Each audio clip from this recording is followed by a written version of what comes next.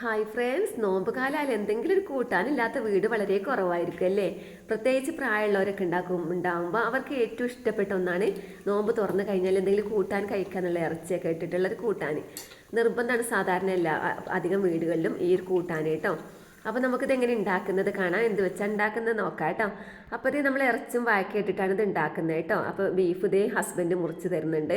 പച്ചക്കായ ഞാൻ അരിഞ്ഞ് വെച്ചിട്ടുണ്ട് കേട്ടോ. അപ്പോൾ ഇതൊക്കെ നമ്മൾ മുറിച്ച് കഴുകി വൃത്തിയാക്കി വെച്ചിട്ടുണ്ട്. അപ്പോൾ ഇറച്ചും വാഴക്കയും വെക്കുക എന്നാണ് ഇതിന് സാധാരണ പറയാറുള്ളത് കേട്ടോ. അത് നമ്മളിതേ ഒരു കുക്കർ അടുപ്പത്ത് വെച്ചിട്ടുണ്ട്. ഇനി നമുക്ക് കുക്കർ ചൂടായി വരുമ്പോൾ നമുക്കിതേ ഫ്ലെയിം ഒന്ന് കുറച്ച് കൊടുത്തിട്ടുണ്ട്.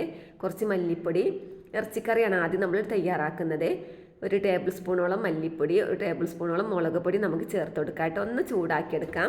നമ്മൾ ബീഫ് കറിയൊക്കെ വെക്കുമ്പം ഒന്ന് മല്ലിപ്പൊടി മുളക് പൊടിയൊക്കെ ഒന്ന് ചൂടാക്കിയാലും ഒന്ന് അതിൻ്റെ ആ വറുത്തതിൻ്റെ വേറെ ടേസ്റ്റ് കിട്ടും കേട്ടോ. അതിന് വേണ്ടിയാണ്, കരിഞ്ഞ് പോകരുത്. ഒന്ന് ചൂടാക്കിയെടുത്താൽ മാത്രം മതി കേട്ടോ. അപ്പോൾ അത് നന്നായി ചൂടായി വരുന്നുണ്ട്. നമുക്കിതിലേക്ക് നമ്മൾ അരിഞ്ഞ് വെച്ചിട്ടുള്ള ഒരു സവാള അരിഞ്ഞതുണ്ട്. പിന്നെ തക്കാളി, ഒരു ചെറിയൊരു തക്കാളി എടുക്കണം കേട്ടോ കറി വെക്കുമ്പോൾ. അപ്പോൾ അത് നമുക്ക് ഇതിലേക്ക് ഇട്ട് കൊടുത്തിട്ടുണ്ട്. പിന്നെ ഇതേ നമ്മൾ കുറച്ച് ബീഫ് എടുത്തിട്ടുണ്ട് കേട്ടോ. മുറിച്ച് വെച്ച ബീഫ് മുഴുവനും എടുത്തിട്ടില്ല. നമ്മൾ പച്ചക്കായിട്ട് വെക്കാൻ മാത്രമേ എടുത്തിട്ടുള്ളൂ. പിന്നെ ജിഞ്ചർ ഗാർലിക് ഗ്രീൻ ചില്ലി ഇത് നമ്മൾ ചതച്ചതും കൂടി ഇങ്ങ് ഇട്ട് കൊടുക്കാം കേട്ടോ. പിന്നെ ഇതിലേക്ക് ഇതേ ഒരു ടീസ്പൂൺ ഉലുവ, അതുപോലെ തന്നെ പിന്നെ നമുക്ക് വേണ്ടത് കുറച്ച് പെരിഞ്ചീരകം ഫെന്നൽ സീഡ്, പിന്നെ ഗരം മസാല വേണം, മഞ്ഞൾ, കുറച്ച് ടെർമറിക് പൗഡർ ചേർത്ത് കൊടുത്തിട്ടുണ്ട്. പിന്നെ ഗരം മസാലയും ചേർത്തു കേട്ടോ. പിന്നെ നമുക്കിതിലേക്ക് കുറച്ച് ആവശ്യത്തിന് വെള്ളം ചേർത്തിട്ട് വേണം നമുക്ക് വേവിച്ചെടുക്കാൻ. ആവശ്യത്തിന് വെള്ളം ചേർക്കണം. പിന്നെ ആവശ്യത്തിന് ഉപ്പും ചേർക്കാം കേട്ടോ. നല്ലതുപോലെ ഒന്ന് മിക്സ് ചെയ്ത് കൊടുക്കാം. സാധാരണ നമ്മൾ ബീഫ് കറി വെക്കും പോലെ തന്നെയാണ് ഇത് വെക്കുന്നത് കേട്ടോ. ഇതേ നമുക്കിതിലേക്ക് പാകത്തിനുള്ള ഉപ്പും നമുക്ക് ചേർത്ത് കൊടുക്കാം കേട്ടോ. സാധാരണ പണ്ട് കാലത്തൊക്കെ നിർബന്ധമുള്ളൊരു സാധനമാണ് കേട്ടോ. ഇപ്പോൾ പത്തിരി കറിയൊക്കെയാണ് നമ്മൾ ഉണ്ടാക്കുന്നതെങ്കിലും ആദ്യമൊക്കെ കുറച്ച് പ്രായമുള്ളവരൊക്കെ ഉള്ള വീട്ടിലൊക്കെ ഉണ്ടെങ്കിൽ അവർക്കിത് നിർബന്ധമുള്ളൊരു സാധനമാണ് കേട്ടോ. കൂട്ടാൻ എന്തെങ്കിലും കൂട്ടാൻ എന്നാണ് സാധാരണ പറയുക.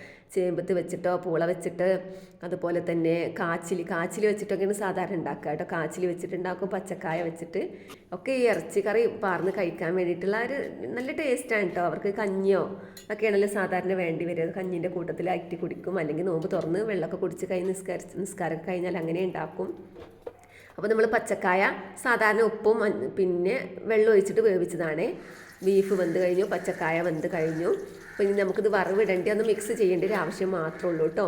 വെളിച്ചെണ്ണ ഒഴിച്ചു, നമുക്ക് പിന്നെ ചെറിയുള്ളി ഇട്ട് കൊടുത്തു കേട്ടോ. ഒരു 4-5 ചെറിയുള്ളി അരിഞ്ഞതും, പിന്നെ ഒരു ചെറിയൊരു സവാളയും കൂടി ഇതിലേക്ക് അങ്ങ് അരിഞ്ഞിട്ട് കൊടുക്കുക കേട്ടോ. നല്ലതുപോലെ മൂപ്പിച്ചെടുക്കാം.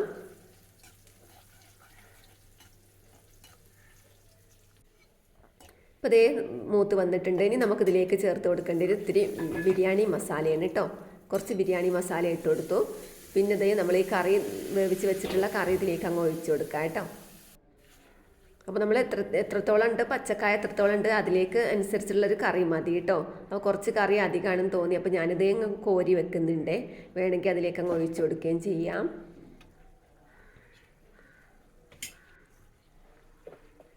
ഇനി നമുക്കിതേ വേവിച്ച് വെച്ചിട്ടുള്ള പച്ചക്കായയിൽ വേറെ ഒന്നും ഇട്ടിട്ടില്ല. കുറച്ച് ഉപ്പും ഇത്തിരി വെള്ളം ഒഴിച്ചങ്ങ് വേവിച്ചതാണ്. ഈ പച്ചക്കായ നമുക്കിതിലേക്ക് അങ്ങ് പിന്നെ ഇട്ട് കൊടുക്കാം കേട്ടോ. അങ്ങോട്ട് മിക്സ് ചെയ്യണം. കുറച്ചും കൂടി കറി അധികമാണെന്ന് തോന്നിയിട്ട് ഇത്തിരി കോരി വെച്ചതാണ് കേട്ടോ. ഇനി നമുക്കിതേ ഇട്ട് കൊടുത്തിട്ട് നന്നായിട്ട് അങ്ങ് മിക്സ് ചെയ്യാം കേട്ടോ. നല്ല ടേസ്റ്റാണ് കേട്ടോ ഇത്. നമുക്ക് സാധാരണ ഇപ്പോൾ നോമ്പ് തുറന്ന് കഴിഞ്ഞാലൊക്കെ നമുക്ക് സാധാരണ നല്ല ടേസ്റ്റോട് കൂടി കഴിക്കാൻ പറ്റുന്ന ഒന്നാണിത്. അതുപോലെ തന്നെ നമ്മൾ തറാവി നമസ്കാരം കഴിഞ്ഞ് കഞ്ഞി കുടിക്കില്ല, കഞ്ഞിൻ്റെ കൂടെ അങ്ങനെ കഴിക്കാനും ഒക്കെ നല്ല ടേസ്റ്റാണ് കേട്ടോ.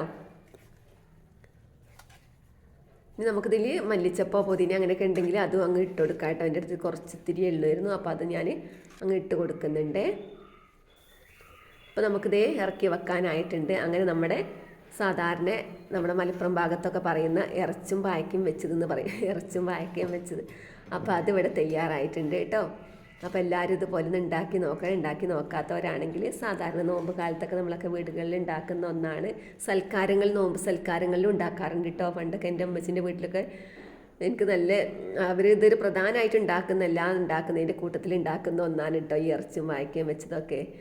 അപ്പം ഇത്രയൊക്കെ തന്നെയുള്ളൂ നമ്മുടെ ഇന്നത്തെ വീഡിയോ കേട്ടോ. നമുക്ക് മറ്റൊരു വീഡിയോയുമായി വീണ്ടും കാണാം. അതുവരേക്കും ബൈ, അസ്സലാമു അലൈക്കും.